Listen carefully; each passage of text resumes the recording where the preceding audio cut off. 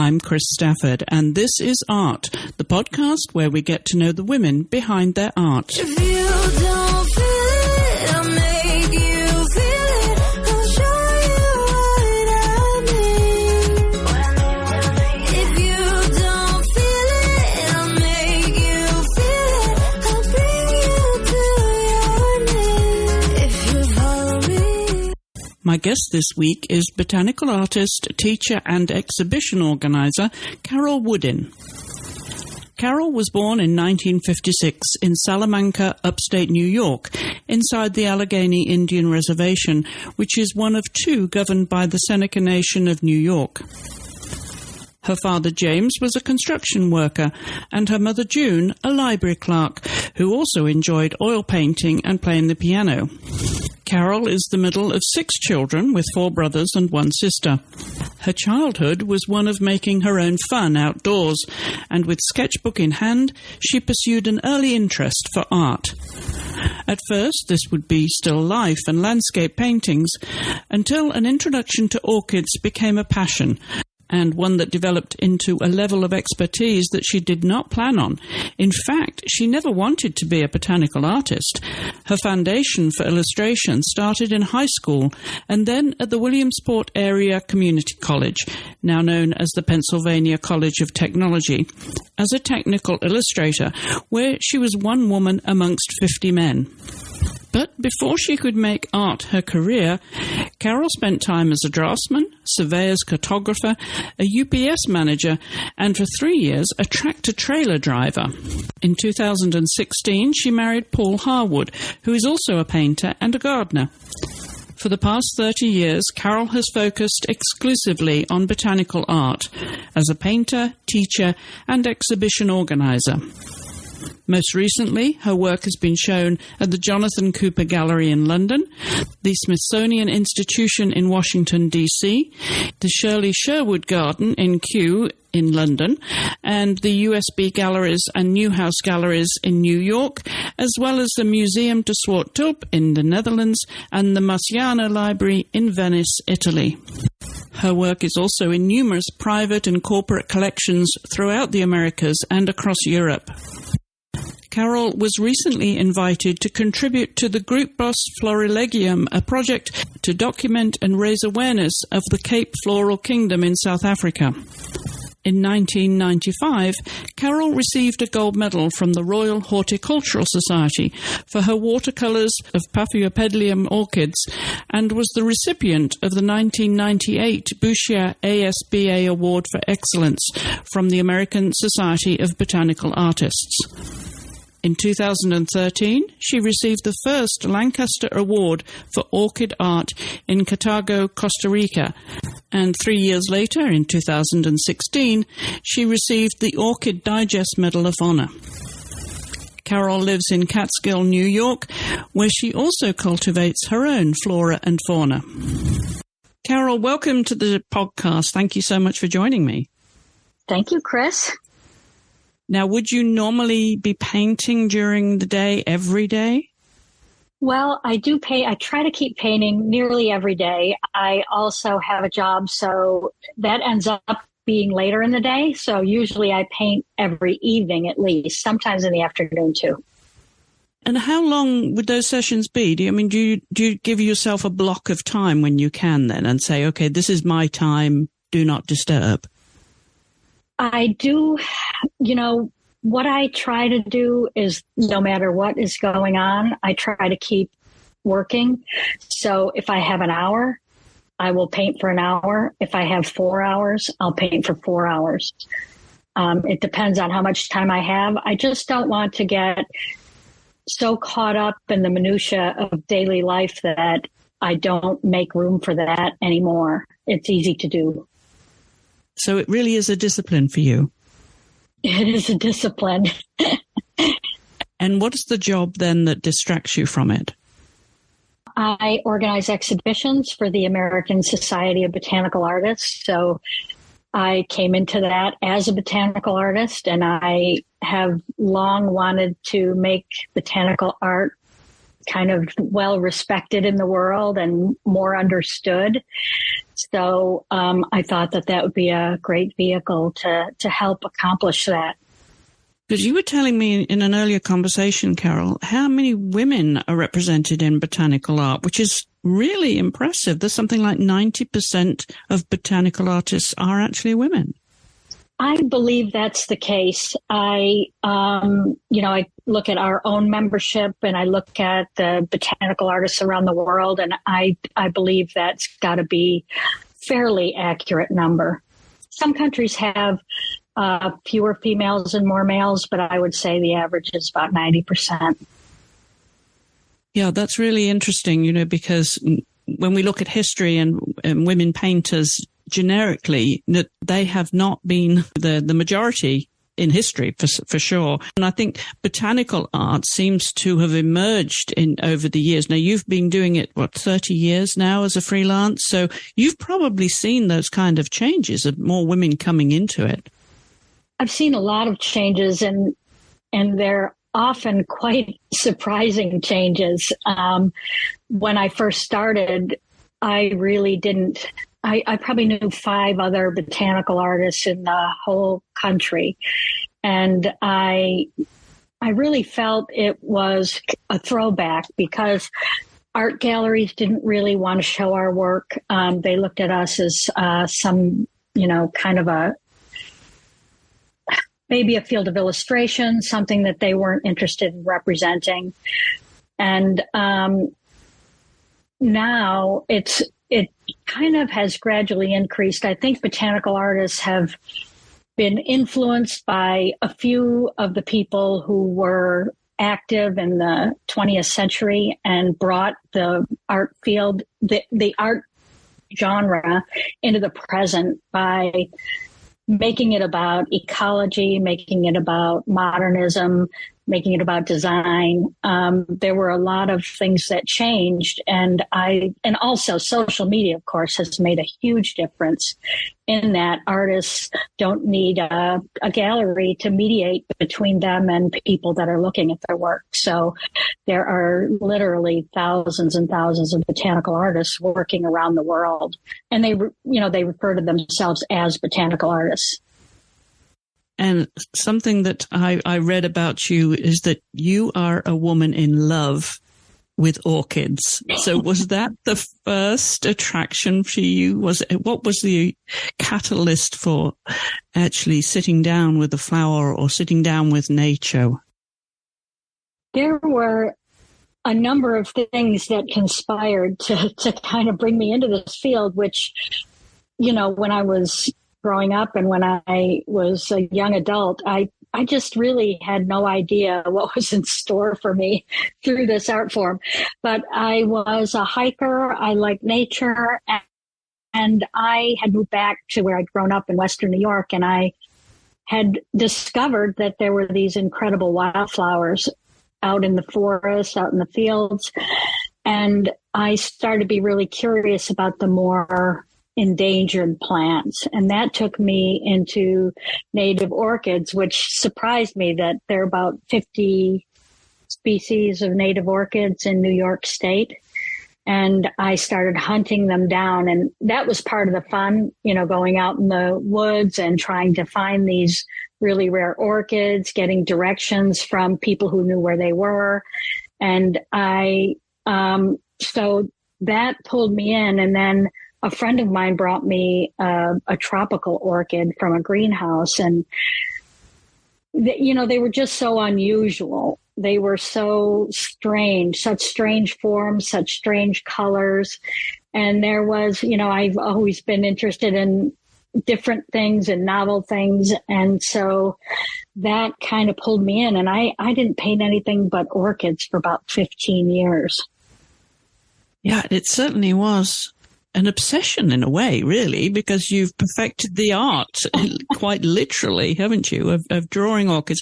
I want to go back to, you mentioned Western New York, upstate New York, where you grew up in Salamanca, which was interesting in itself because it was inside the Allegheny Indian Reservation.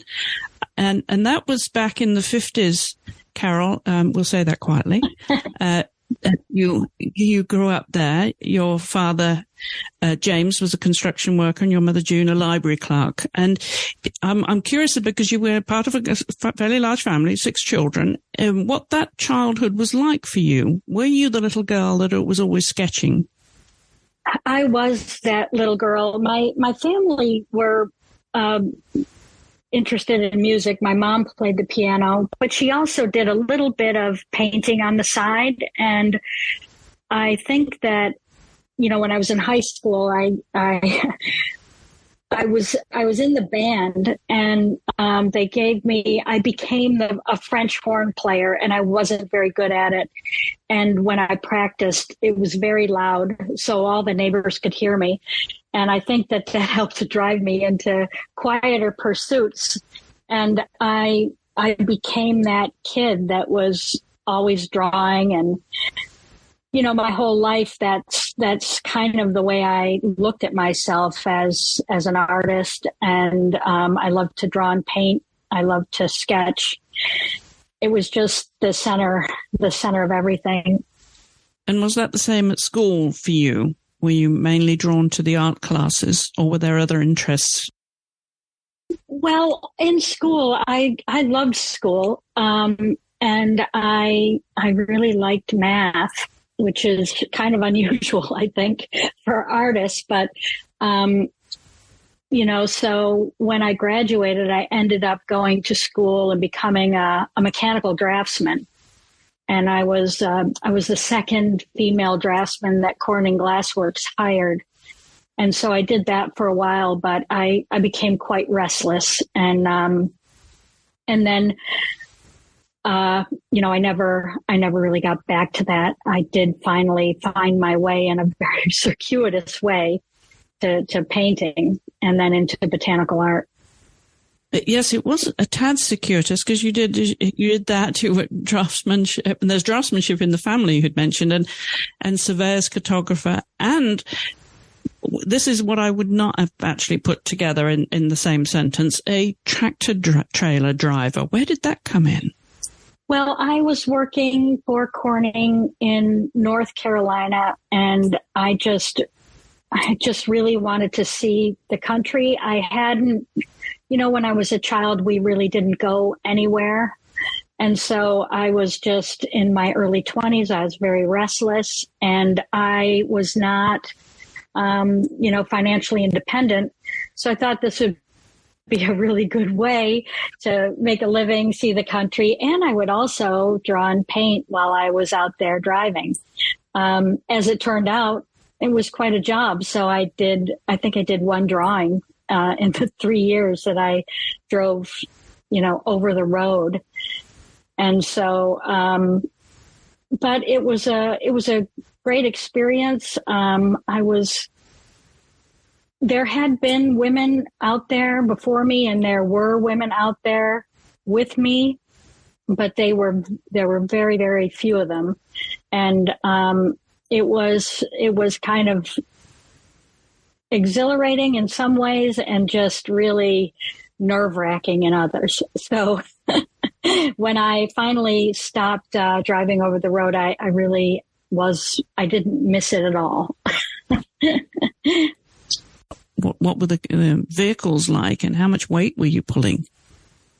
At the time, I think it was a maximum of, I think it's about 80,000 pounds.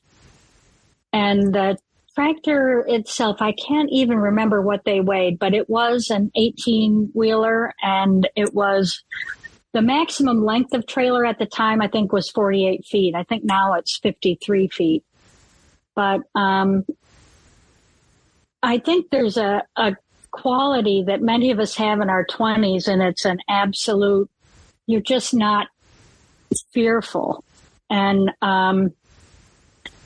I wasn't afraid to drive it. I had ridden a motorcycle for quite a few years, so it was Logical, and I never had an accident while I was out there. And it was a very physical job. And it was also before we had the GPS navigation. So every place you went, you know, you really learned directions, you really learned how to navigate. And I think I used that in my woodland navigations later in life, looking for orchids and extensive swamps and forests and things like that. And what kind of mileage would you be typically doing in a day then when you were driving? Well, there was a limit on the number of hours that an individual could drive. For quite a while, I had a partner, and we essentially kept the truck running, you know, the maximum hours that we could. We would drive to, there was a period of time when we had to have a 2-person operation. We drove from Binghamton to Houston to Dallas to Kansas City and St. Louis and back to Binghamton every week. So it was about 4,000 miles a week. So it's quite a few miles a day. And you said you were happy when that was over. But what brought it to an end? I just decided that it was time to get back to, I really wanted to get back to painting. And so I sold the truck. I sold out of the business and, you know, moved back to the area near where I had grown up. And then, as you probably have seen, I did a variety of jobs while I restarted painting again. And what kind of jobs were they that you were doing until you found your groove? Well, I did work for UPS for 3 or 4 years. I supervised the loading crew, and I did a little bit of driving for them, and I worked as a cartographer for a land surveyor. And then I think it was 1990, I just became a full-time artist. And that was when I started. It was really coincidental with starting to paint plants. So that was kind of the beginning, 1990. And just going back to where you were born and raised there in Salamanca in upstate New York, what was that like as a child? You were one of 6. Talk a little bit about that and your appreciation for the fact that it was an Indian reservation, which you probably can reflect on now, but I'm wondering what it was actually like as a child. What were your fond memories? Well, it was kind of an old-fashioned kind of life since, as you know, it was 50s, 60s, 70s when I graduated from high school. And we just had a big gang of kids, and our parents would essentially say, go away until dinner time. We would all be running around outside, you know, until dinner. We'd come in for dinner. We'd run back outside, and we'd build forts and tents and, you know, ride bicycles. And it was really kind of unstructured. We had to make our own fun. We had to kind of navigate the world on our own. And it was just comfortable, although it was a very small town. So there were a lot, you know, we didn't go a lot of places. So, you know, there are opportunities that I think a person in a bigger town or a person with a family that travels might have that we didn't have. So you made your own fun, basically, as children often did in those days, in the 50s. Yes, we did. Yeah. Yeah. So who would have been your early influences then in art? Were there any artists or any impressions that you had that influenced you that, you know, can you remember the work of those that as work you first admired? Well, I do remember I really feel like my junior high art teacher was instrumental in teaching me the basics of art. she taught us like we were college students. She would set up still lifes. She had us drawing ellipses. She had us drawing, scaling out faces. And she really taught us the basics of how to draw. And I am always very grateful to her. To me at the time, she seemed like she was from another world. She was already close to retirement. And she seemed very old-fashioned to me, but I think that it was that quality that allowed her to teach us sort of like an old-fashioned atelier. We had to come in, we had to draw from life. We did models, we did setups. We just, she treated us as if we were older artists, I think.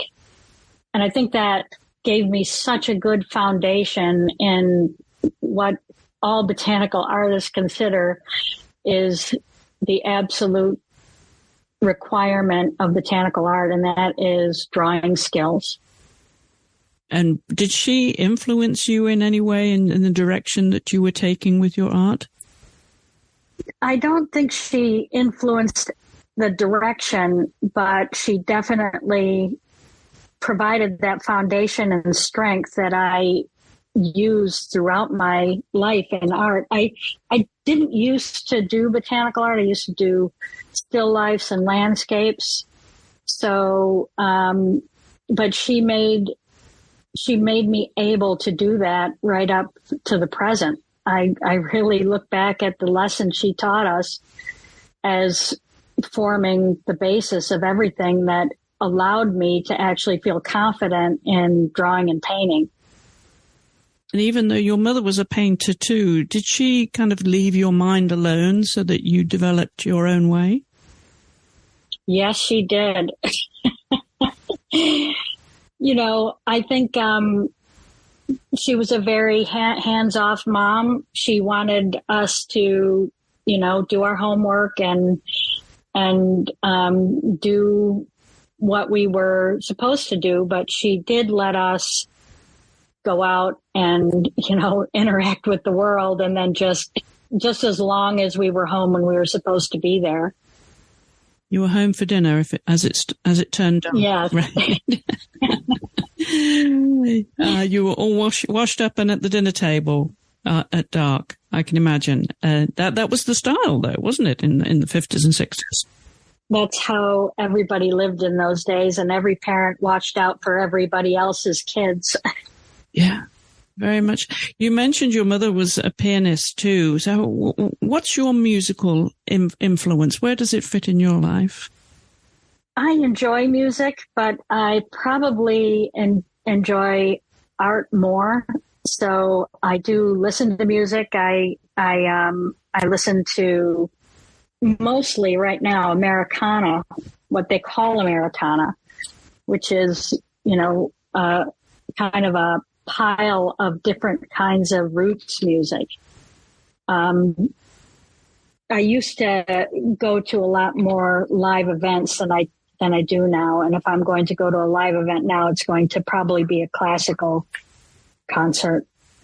Does that help you when you're painting? I don't listen to music when I'm painting. I usually listen to audiobooks. I listen to podcasts. It kind of keeps my mind more occupied. It sometimes occurs where I'm working on a particularly difficult passage in an artwork and I will completely lose track of the book and I'll have to rewind it. But it works pretty well to pass the time. I kind of go back and forth and I have to keep rewinding the book, but it does, if I'm working for 4 hours or so, it'll help me, it'll help keep me busy. And busy would seem to be an element of what actually the environment where you're painting. It seems that you'll find a stillness there, a peace and a stillness when you're doing the kind of detailed work that you do with your drawings, with your paintings. Is that who Carol Woodin is? Are you a very quiet, still person? I think I'm a I think I'm a natural introvert, and I have, because of what I do in life, I've kind of forced myself to be less so. But I really find that if I don't have time to paint, if I don't have time to sit down and, speak that language for a while, I just get really, really antsy. I have to paint. It's just something I have to do. If I can't paint, I just get anxious. I feel like life is slipping away. So it is a place where I find I have to go. And I really do love working, in a way, probably there's an aspect to it of problem solving. And there are so many problems in the world that are just unsolvable, but you can sit down with a painting and you can work your way through these things very calmly and peacefully. Sometimes it's a bit of a struggle, but when you reach the end of it, it's just such a satisfying feeling to have sorted it all out. And then you have a thing that remains from all of that effort. It's also nice to have a product at the end of it. And I think that when you say that that's it's sort of a meditative place that you go to, it's an internal place. That's for sure. And I think that is one of the things that people that are being drawn into botanical art are being drawn to. I think they want that time away from the devices, from being a spectator, from being a listener, into being an actor, and into making something, and into making something out of their own head and out of their own hands.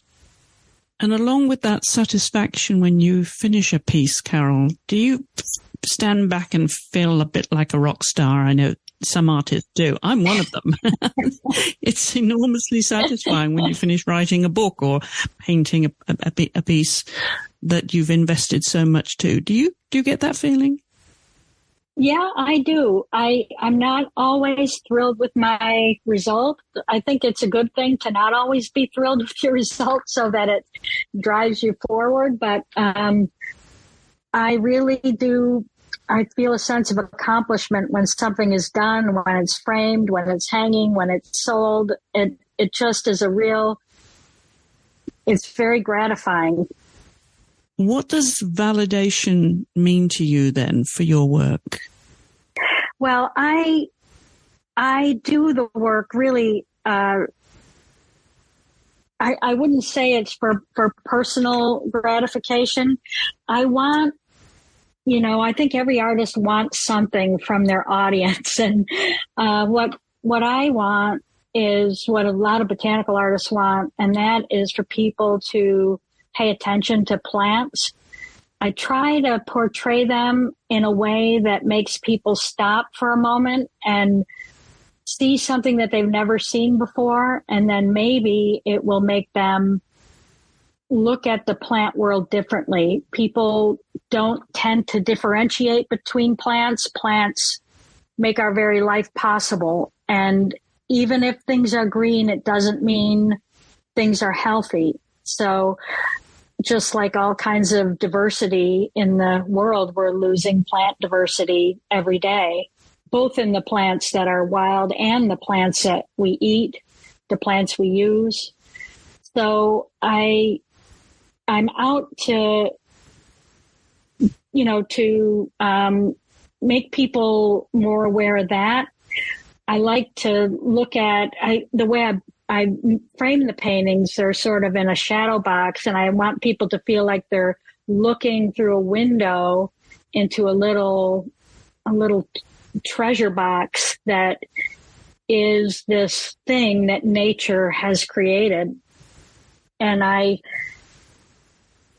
think that those two things are probably the major goals that I want to achieve with my work. Because I'm sure when you sit with those plants, you sit in nature and you connect with them and you develop a very intimate knowledge of those plants too. So it's much more, as you said, than the painting. But does it have to be a commercial enterprise for you? I do have to sell my work, yes. I do have to earn money through my work. So, for a time it was my only work. And when I retire from ASBA, it will be my only work again. And so I can't afford to do it if I don't sell the work. So I do sell work. I do teach. I do other things to earn money. I speak. So yes, I do have to sell them.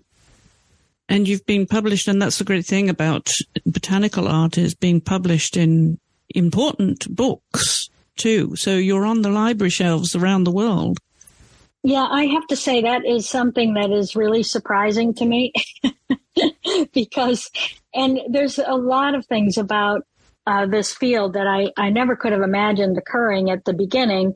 But I did have, what you do in botanical art is you have this sort of interdisciplinary friendships and relationships that develop with gardeners, with, people that grow plants for a living, with botanical gardens, with scientists.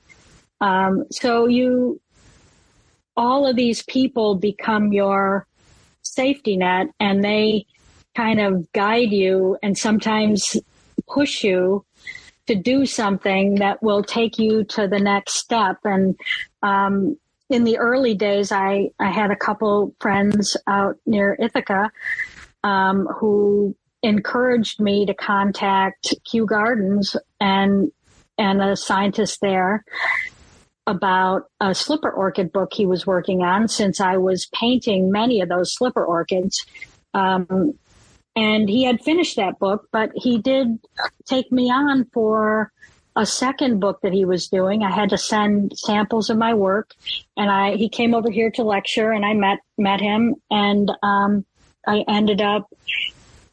and I ended up working on a project to illustrate. I illustrated, and he wrote the monograph of the slipper orchids of the tropical Americas. And that in turn led me to, traveling around this country to paint South American slipper orchids, and then traveling a few times to South America to study some of the slipper orchids down there. And that is something I never could have imagined doing when I was in high school or even in my 20s. I just never saw that path ahead of me, of course. And it has just evolved organically over the years. And it's always a surprise. And it's always, if I were to sit down and write down the number of places and the number of things that have occurred through this botanical painting, I'd just be astounded. So it's just been, what I can say is it's been a surprise. And you've become an expert. Well, I've learned a lot over the years. I've learned a lot about botany. I don't know, I'm not a botanist. The reason I could do botanical painting is because from the very beginning, from my high school, my junior high art teacher, Miss Maneri, from her teaching close observation, I've always been able to paint plants botanically correctly just because I paint what's there. So I didn't know anything about botany, but through the years I've learned about botany, and because I just paint in such a detailed way that they were botanically correct from the start. I can imagine that your bookshelves are laden with botanical books, but what else would we find? Oh, we'd find a lot of art books, a lot of big art books, we would find, I have read a lot of historical biographies of all kinds of people. I do read a lot of spy thrillers too. I've been through a lot of phases in my reading history. What are you currently reading? Well, I've been working through the series of Vera novels by Anne Cleves. They're British murder mysteries. Yes. Have you solved any? She's pretty tricky. I usually don't figure it out before the end, which is always after you good. had been an artist in residence at the Oak Spring Garden Foundation in Upperville, Virginia, where you had spent, I believe, 3 weeks there. That was an experience must have been almost sort of made in heaven for you.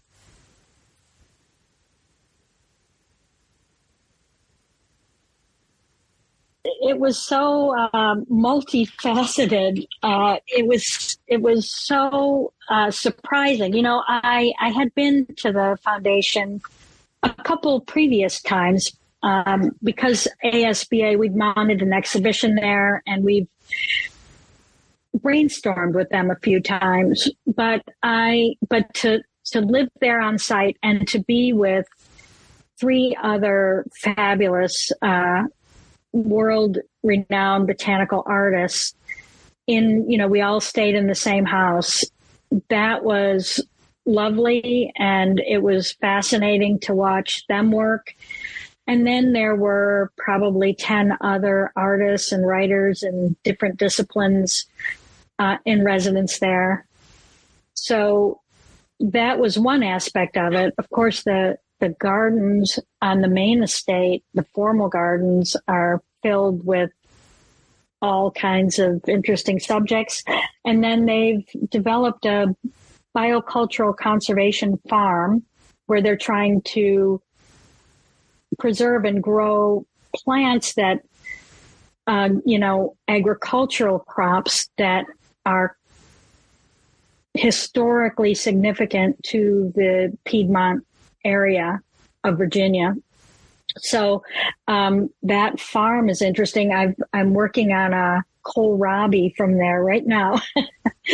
And then you meet also people who happen to be passing through there. And that was an aspect of it I was not planning for. And it provided such a rich experience to be able to interact with people from different countries, different walks of life, all related to arts and plants.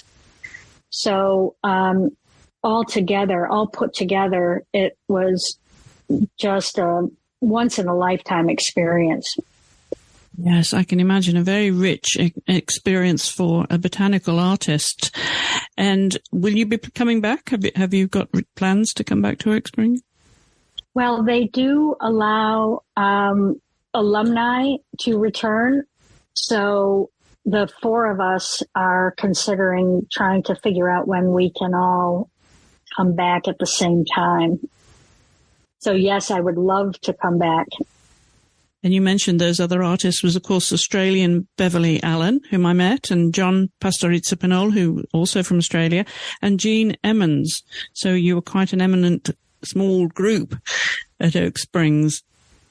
Yeah, and each of those artists has a different way of working, and just so remarkable to watch. You know, when you've got 4 artists walking into a garden, you think everybody's going to want the same plant.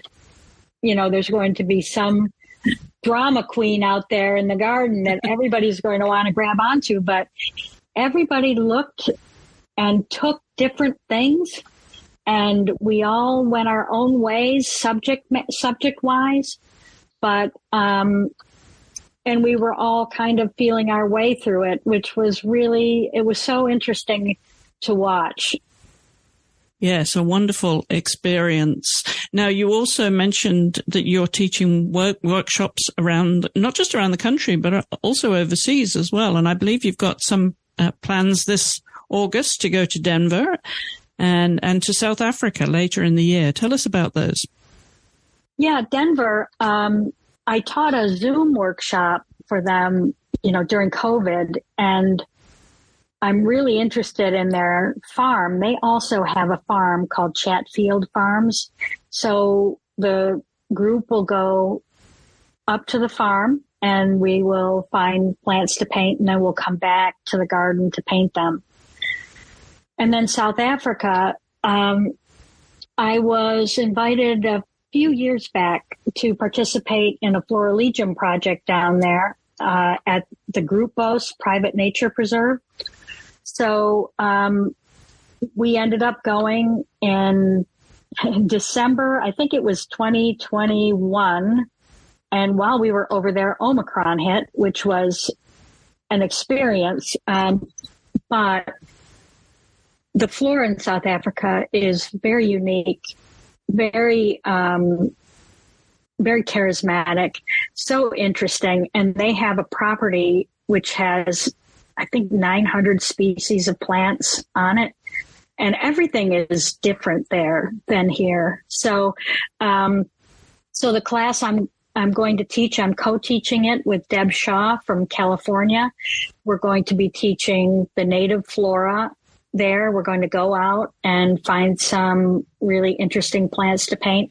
And we're going to devote at least part of the workshop to working on vellum, which is, natural vellum, which is a leather material, which is what I usually work on when I paint my watercolors. So that is an opportunity, and it's going to be a really wonderful couple of weeks in South Africa. You mentioned, of course, most of your work is in watercolor, but are there any other mediums that you use and teach? No. it's an easy answer. It's exclusively watercolors. I'd imagine it would be. But do you pencil sketch first? I do, yeah. I always do, since I started botanical art by working with native orchids, I learned a way of going out into the field. You can't pick the plants, you can't cut them, you can't dig them up.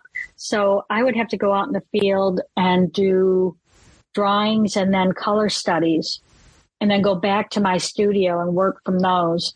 I took photographs too, but especially back then, the photos were bad. And even today, my photos are not good. So, what I learned is that the more time you can spend with that plant early on, the better off you'll be. I would do some sketches in the field. I'd come back. I'd think I had enough, and I learned that I didn't. So, and those flowers, those orchids, they would not be in flower again for another year. And then the next year they may not flower. So I really had to be careful to get everything I could. And that moved into the tropical orchids because I would be traveling somewhere and I had to get, so with those field sketches that I do, I'm, in addition to drawing them very carefully and doing some color work on them so that I can memorize the color. When you were saying you spend so much time with them, they become part of you. And that's what that study does. It sort of makes it be permanently impressed in your memory. So, then I take those studies back home and then I work from those. Of course, every now and then I do have the subject here in my studio, which is really luxurious. So it's good to sometimes be able to work from a specimen in the studio. Now, all of this experience over the years, I'm wondering, as you've developed, have you influenced others? Have you influenced family members to take up botanical art at all? well, none of my family members have taken up botanical art. I'm going to have to. I'm going to have to find out why. No, there's. I probably have influenced others to take up botanical art, but also,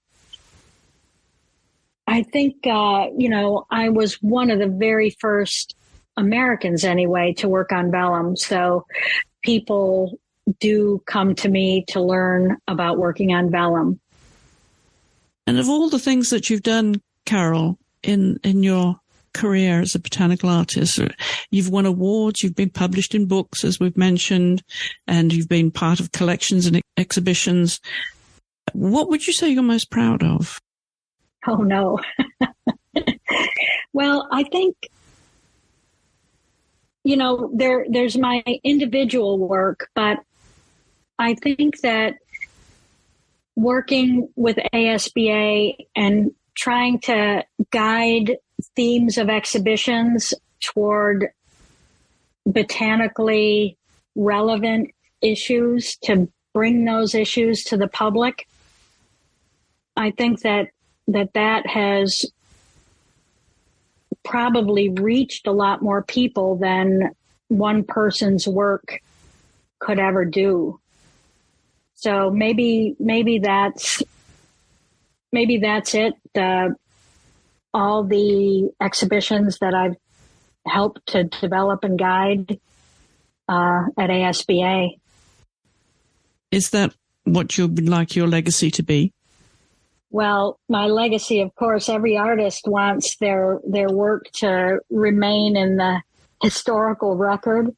I'd like to be remembered as an artist, mostly. But I think all botanical artists, well, not all botanical artists, but many botanical artists today have become, once you are drawn into botanical art, you're drawn into plants. And once you're drawn into plants, you're drawn into the loss of biodiversity. So I think whatever we can do, even though it's, we're not making regulations, we're not changing politics, we're not changing laws,